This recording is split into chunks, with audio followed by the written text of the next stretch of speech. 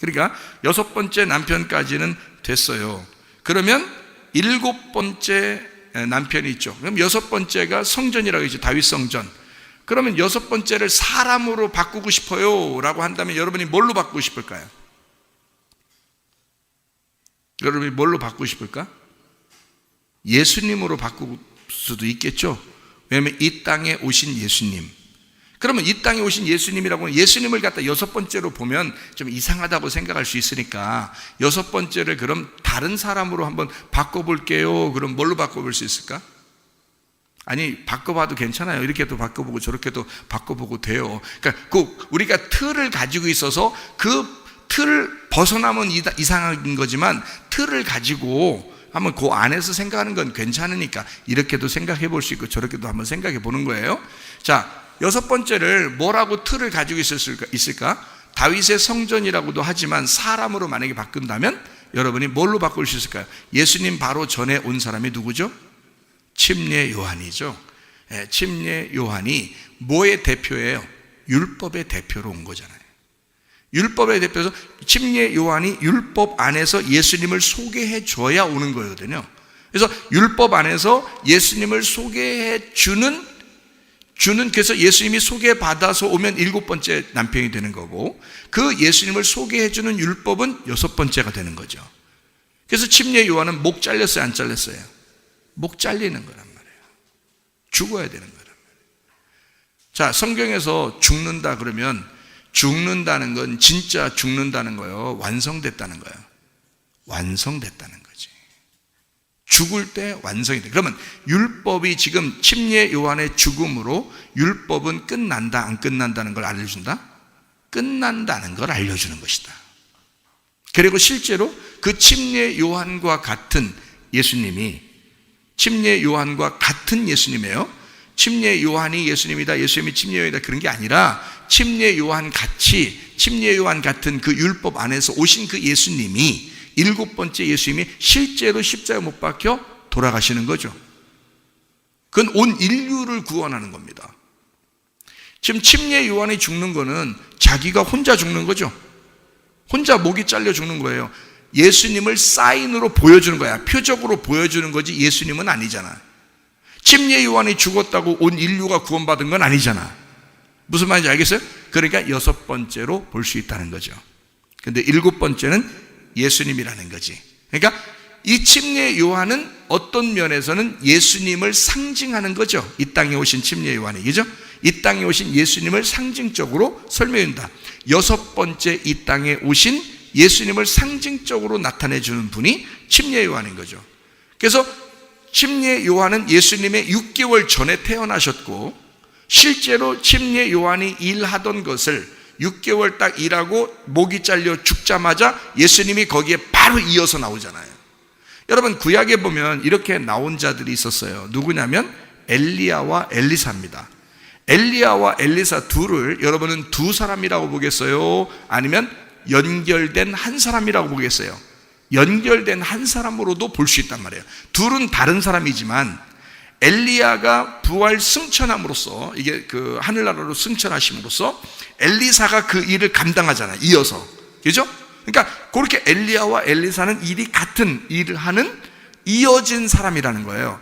엘리야가 원래 그냥 계속 살고 있었으면 엘리사는 필요 없었어요. 엘리야가 계속 그냥 일하면 되는 거예요. 예수님이 안 오면 침례 요한이 계속 일하면 되는 거예요. 사람들 회개시키면서. 근데 침례 요한이 죽음으로써 죽음과 바로 이어서 예수님이 일하시는 거예요. 일하기 시작하는 거죠. 엘리야와 엘리사처럼 침례 요한과 예수님은 연결된 사람이다.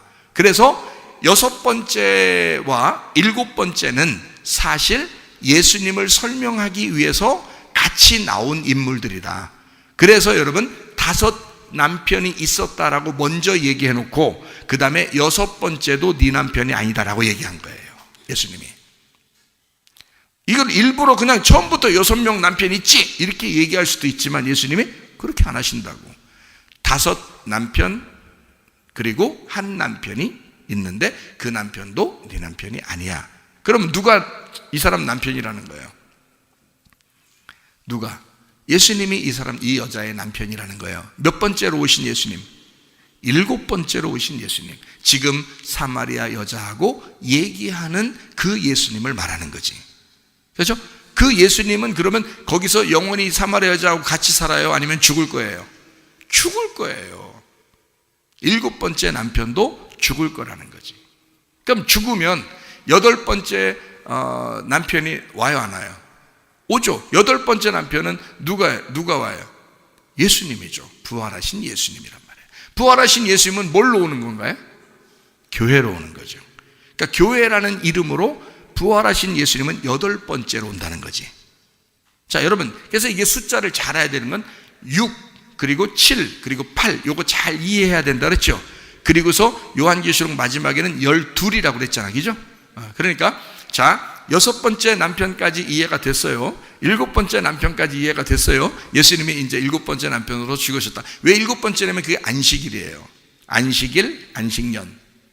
그래서 그 7번째에 예수님이 죽으시면서 우리의 모든 죄는 다 갚아졌고, 우리는 이제 안식에 들어가게 됐고, 예수님이 3일 만에 부활하심으로써 교회가 생겨나서 8번째 왕이 나타났다는 거죠. 그런데 그 8번째 왕이 나타나면 그것으로 이 땅에는 끝나. 그죠? 그게 완성이니까.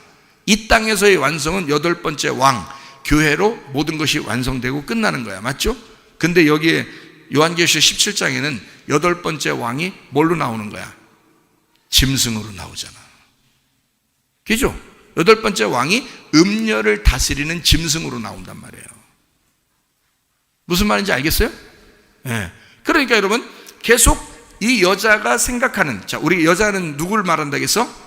나를 말한다겠지. 그러면 내가 생각하는 왕들이 있었을 거란 말이야. 성경에 인물들이 있었을 거란 말이야. 성경에 줄거리들이 있었어. 아담, 노아, 그 다음에 아브라함, 그리고 모세, 그리고 다윗, 그리고 침례 요한, 그리고 예수님. 뭐 침례 요한 때는 이 땅에 오신 예수님을 말하는 거죠. 그리고 예수님, 여기서 7번째 예수님은 십자가의 예수님을 말하는 겁니다. 자, 태어나는 예수님과 십자가 예수님 이렇게 나누는 겁니다. 무슨 말인지 알겠어요? 이 땅에 왜 태어났니? 너 왜 태어났니? 할 때 사람들 이렇게 생일 파티 할 때 너 왜 태어났니? 이럴 때 그 왜 태어났니는 누구에 대해서 얘기하는 거죠? 너 왜 태어났니? 그러면 그게 어디 태어났다는 말이에요? 너 공중에 태어났단 말이에요? 땅에 태어났단 말이에요? 땅에 태어났다. 땅에 태어나신 예수님이 6이란 말이에요. 6. 그 왜 태어났어요? 그분이 왜 태어났어요? 예수님이 왜 태어났어? 6이라는 나 때문에 태어난 거잖아. 그러니까 그 6을 예수님이 뒤집어 쓰신 거라고. 그게 가죽옷이라고. 예수님이 입으신 가죽옷이라고. 가죽옷은 어떻게 돼야 돼? 그거 벗겨져야 돼. 죽어야 된다고. 그 6이 벗겨져야 된다고. 그래서 나를 찢고 죽이는 거야. 그게 십자가란 말이야. 그러니까 예수님이 십자가 지고 따라오라고 하는 게 그래서 그런 거야. 그 6이라는 가죽옷이 찢겨져야 된다고. 그게 휘장이 찢겨지는 걸 말하는 거예요. 그 휘장이 그렇게 가죽옷 찢겨지듯이 찢겨지는 거야. 그래서 우리가 지성소를 만나게 된 거지. 그 6이라고 그게. 그러니까 여러분이 성경을 앞에든 뒤에든 공식적인 어떤 규칙들이 있다고요. 그러니까 이런 것들을 보고 성경을 이해하면 하나도 벗어나지 않고 이해할 수 있단 말이야. 앞에를 봐도 뒤에 봐도 똑같잖아. 다 같은 내용들이잖아. 그거를 설명하고 있는 거라고. 그래야 여러분이 벗어나지 않는 거란 말이에요. 여기 따로 보고 앞에 구약 따로 보고 이러면 다 이단되지. 이상하지. 그게 이상해지지. 그러니까 자기 생각대로 해석을 해버리는 거야. 그런 걸 이단이라고 그런다고. 우리 생각대로 성경 해석되는 거 아닙니다. 여러분, 성경에 있는 그대로가 해석돼야 되는 거예요. 성경에 있는 것이 그대로 이해가 돼야 된다는 거예요. 여러분, 그게 여러분이 처음 듣는 얘기를 할지라도 아니면 뭔가 좀 자기가 모르는 게 막 모르는 걸 얘기하는 그런 거라 할지라도 드러놔. 일단 드러놔. 뭐라고 하겠어 여러분한테. 드러놔. 그리고 성경을 나한테 성경 공부 배우려면 몇 번을 성경 읽고 오라 그랬어요. 반드시 12번을 읽고 오라 그랬어. 내가 12번 안 읽고 성경 지금 요한계시록 지금 공부하러 수요일날 여기 와 있는 사람들은 읽어. 그냥 읽으라고. 읽으면 알아. 근데 읽지 않으면 내가 지금 뭔 얘기하는지, 여기 얘기하는지 중간 얘기하는지 앞에 얘기하는지 사실 같은 얘기인데 그걸 이해를 못해. 자기가 잘 이해가 안 된다고. 무슨 말인가.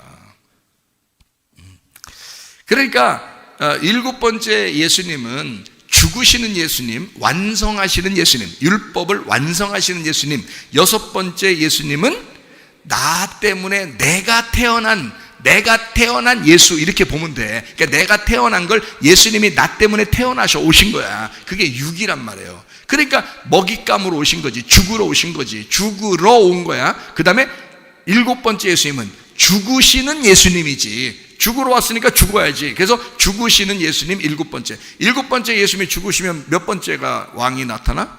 여덟 번째 교회의 왕이 되시는 주님이시란 말이에요. 그런데 이게 짐승이라고 나오는 게 있어요, 여기에. 나는 지금 여러분 이것을 두 개를 나누어 가지고 설명해 주고 있는 거야. 그러니까 잘 들으셔야 돼. 자, 여기에서 마지막 여덟 번째 왕은 이게 지금 십자가 지시고 부활하신 구원받은 교회의 모습이 돼야 되거든요. 그런데 여기서 짐승이 됐어. 그러면 원래 교회의 모습은 좋은 건데 왜 짐승으로 표현했을까? 사람들이 이제는 뭐 건물 이런 교회 또는 뭐 이렇게 교회가 좋은 건데, 부활하신 주님인데 그거를 막 이렇게 막 주님을 영적으로 이렇게 예배하고 막 따르는 얘기예요? 아니면 이거를 진짜 또 다시 율법적으로 막 이렇게 따르는 걸 얘기하겠어요?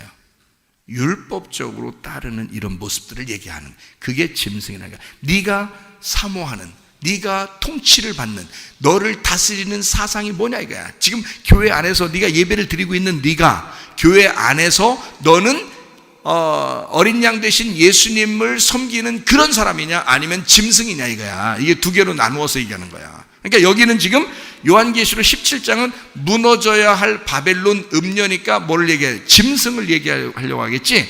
그러니까 이 짐승은 뭐야? 교회는 교회인데 무슨 교회? 타락한 교회를 얘기하는 거지.